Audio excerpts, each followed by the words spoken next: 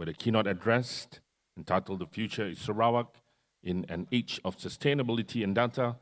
We have an honor now to invite the Right Honorable Datuk Patinggi Tan Sri Dr. Abang Haji Rahman Zohari dan Tun Datuk Abang Haji Openg, Premier of Sarawak. The Right Honorable, please.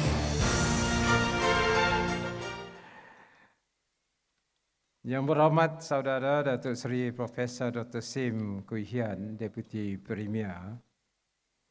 Yang berhormat Dr. Haji Hazlan Abang Hipni, Deputy Minister for Energy and Environmental Sustainability.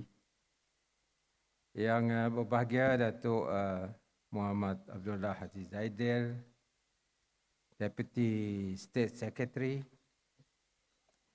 Yang berbahagia Datuk Chris Chung, Founder and CEO of TSG, Mr. Melvin Tan, Managing Director of Cyclec, Mr. Lawrence Chong, CEO, Group CEO of Consulus, reminds me of Sulu Sultanate. Distinguished guests from Singapore as well as beyond Singapore, ladies and gentlemen. First of all, I would like to express my appreciation to the organizer for inviting me tonight and giving me the opportunity to share with you the direction of Sarawak's economy, as well as how we can engage together in pursuit of new economy. I would also like to congratulate the organizer for organizing this summit theme, Shape the World. It's not easy to shape the world. But nevertheless, I think it is only appropriate that we come together and deliberate the issues faced by the world and to find solution to the issues so that it will benefit humanity. Tonight, I want to share with you on the question of climate. Number two is solution to this climate crisis. And three, the importance of going towards sustainability. While we gathered and have our dinner tonight, India and China are facing temperature up to 40 over degrees Celsius. Normally, we hear the Middle Eastern countries facing this temperature, but now it has come to India and China. And what I fear is India and China joined together means Indo-China. So the next area could be Indo-China. After Indo-China, down Singapore. And Singapore down to Borneo. I hope it may not happen, must not happen. But before the wind comes to our area, perhaps this is the time for us to deliberate and find solution to this crisis. Because of that, we are in the midst of what they call energy transition. And it is a new approach, economic approach altogether. And it is based on new economy. After COVID-19, I call both the public sector and the private sector to deliberate the issue of pandemic why we have this new disease called COVID-19. Maybe the reason is our environment is too dirty. And we inhale whatever gas in the atmosphere, and it affects our immunity. And therefore, we cannot fight against what we inhale. And therefore, environment is the key. After the state election, where our party won handsomely, 76 seats out of 82 seats, I devised a policy together with the private sector. I formed what I call Sarawak Economic Action Plan.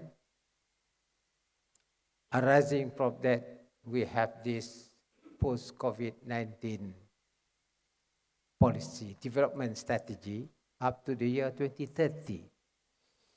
And there are 3 pillars in that policy. One is economic prosperity. 2, social inclusivity. And 3rd, environmental sustainability. And this policy is propelled or based on what I call data and innovation. Arising from the first phase of our policy, which is digital economy. And during that period, we try to upgrade our basic digital infrastructure. Having said that, we have to find the solution. And we thank God. Sarawak is blessed with the resources that can transform energy supply to replace fossil fuel. Fossil fuel is the one that emits, as you know, carbon. And carbon is one of the factors that have produced this type of climate change. And we engage with the Korean, we engage with the Japanese, and we have to find a solution to it. First, Sarawak feel that we must go towards hydrogen economy. We produce hydrogen.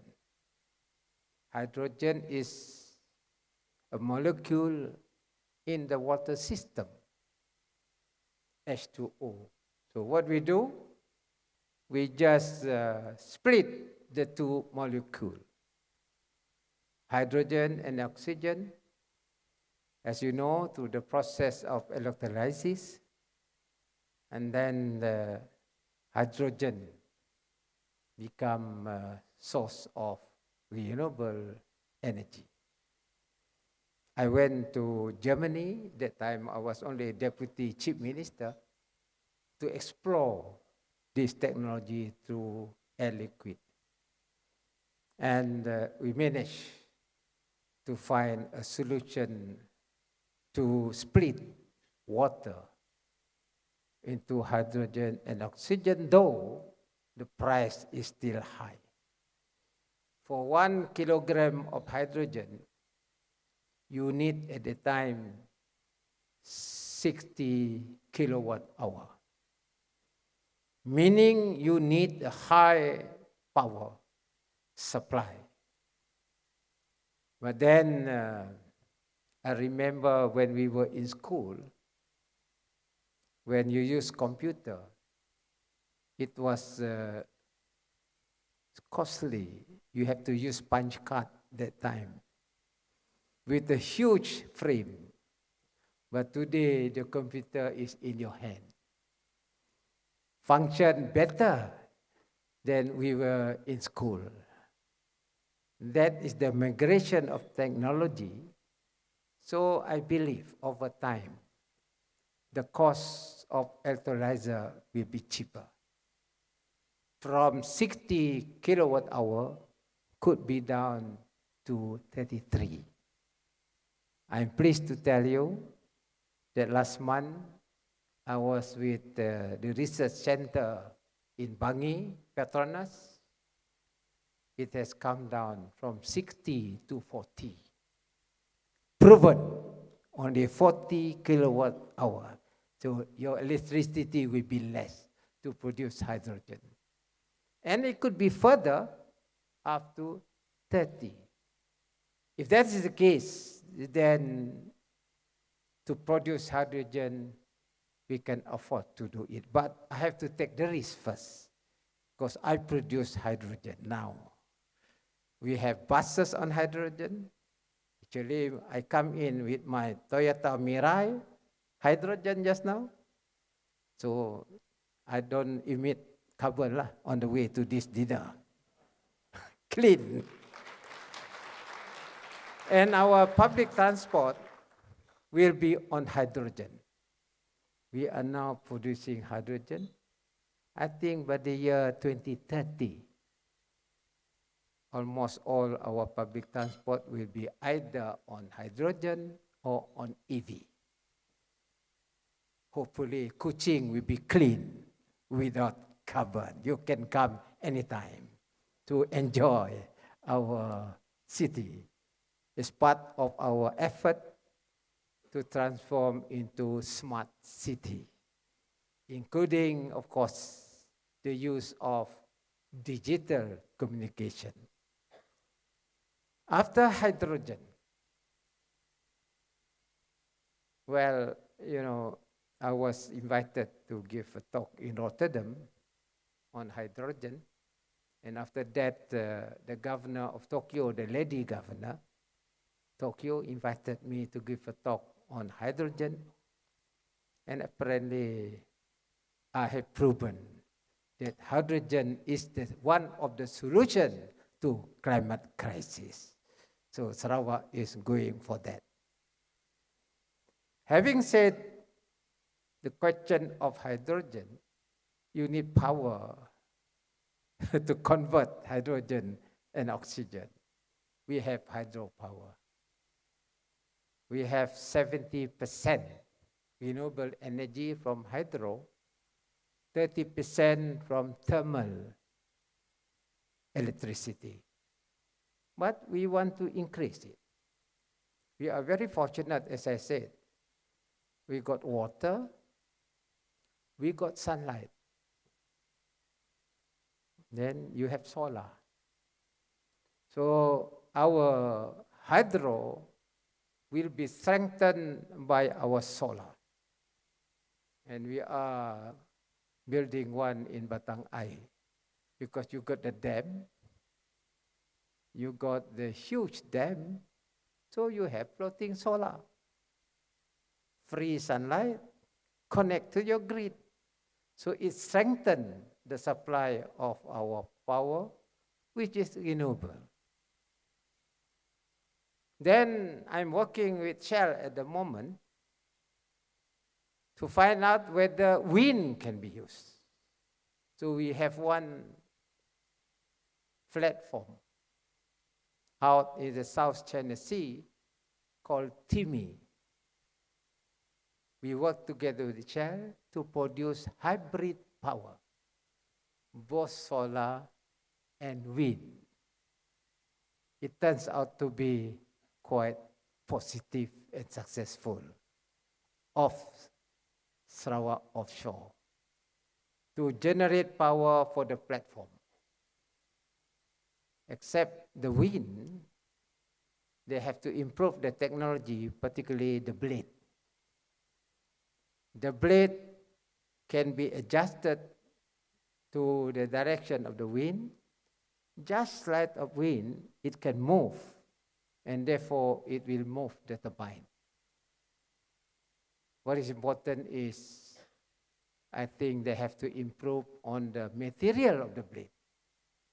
Could be from composite. Composite is from gas. Sarawak got the gas. So what you do, you just produce methanol and you crack all the gas, you got the derivative and you produce composite. And that will be a material for our wind. In other words, what I'm sharing is solution for climate change. You got hydro as a source of renewable energy. You have solar. Now you got solar plus wind. And of course, the natural supply of our natural resource. And Sarawak, because we are blessed with that, we take that as our comparative advantage and to share with the world. Of course, we're very ambitious to share with the world. If cannot share with the world, at least with Singapore lah. We share with Singapore. To produce this energy, which is sustainable, green, and investment can come in. Because energy is there. I know Singapore got problem with energy. I know also Singapore got problem of space. Sarawak has, in terms of area, 124,450 square kilometers.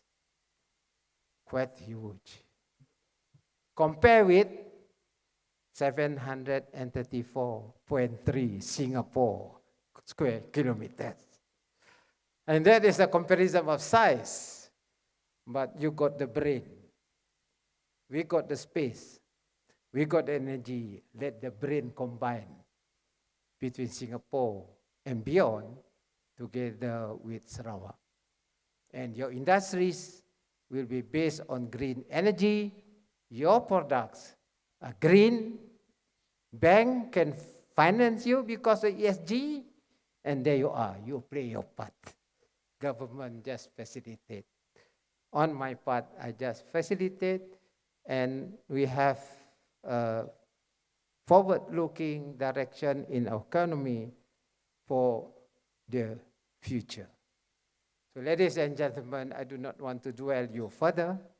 You are hungry, I'm also hungry. But what is important is we have the three components. One is the global climate crisis is facing the world today. Our glacier is now melting, meaning we are going to face a acute problem for the future for our next generation. But Sarawak got this comparative advantage in terms of resources. We work together to find a solution to the world climate change. Solution is there, and the third is for us to network together and try, to leave behind a comfortable future for our children and grandchildren. At least when we go back to the next world, we are happy that our children and grandchildren are well looked after and they can earn a living, including agriculture, food production. So ladies and gentlemen, with that, once again, I would like to congratulate the new data center to be built in Sarawak. And what's the name of your company, Lupa? Whatever it is, you know the name. That will pave the way for more data center. We will try to reinforce our energy production, which is green, and together we produce green products for the world. With that, I hope you will be successful in your endeavor. Thank you very much, and I wish you all the best. Thank you, the Right Honourable Premier of Sarawak,